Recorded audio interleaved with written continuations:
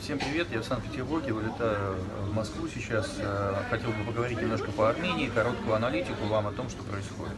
Как видите, ситуация не завершилась, отставка Сарксяна не прекратила народные волнения, причины просты.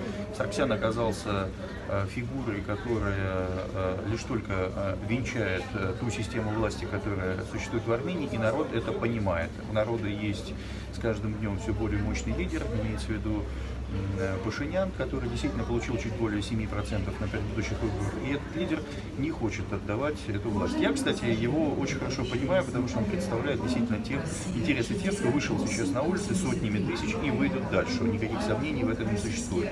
Россия продолжает занимать полупозицию в этом отношении и пытаясь доказать, что нейтральная позиция верная, а тем временем на улицах Армении происходит примерно следующее.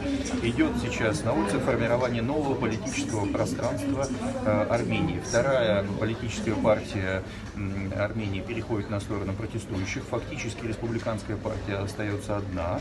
Она консолидироваться не хочет. Фактически перенастроено поле, которое будет сбиваться в ту самую так называемую пророссийскую и уже прозападный вектор. И Россия, на мой взгляд, сейчас делает самую неверную ставку, пытаясь находиться либо в нейтралитете, либо поддержав остатки сарксяновской группы. Это уже прошлое для Армении, народ это не воспримет. На улице происходит примерно следующее. Люди действительно скапливаются и братаются с органами правопорядка, направленными на новое подавление в этом отношении людей. Действительно, сейчас этого уже не происходит. Совершенно спокойно идет воссоединение народа и правоохранительных органов, и это будет продолжаться. Нужно понять администраторам этого процесса и в Ереване, и, возможно, в Москве, что это бесперспективное занятие. Народ эту ситуацию не отпустит. Протащить Карапетяна сейчас в качестве потенциального премьер-министра-главы государства уже невозможно. Те, кто считает, что Соединенные Штаты Америки не интересует Армения, или Великобритания не интересует Армения, или других крупных игроков не интересует в связи с тем, что в Армении нет ресурсов, нет интересов, куча геморроя, различные затраты, косты, проблемы с Россией, проблемы там с Ираном, Азербайджаном, с Турцией и так далее, это глубочайшая ошибка.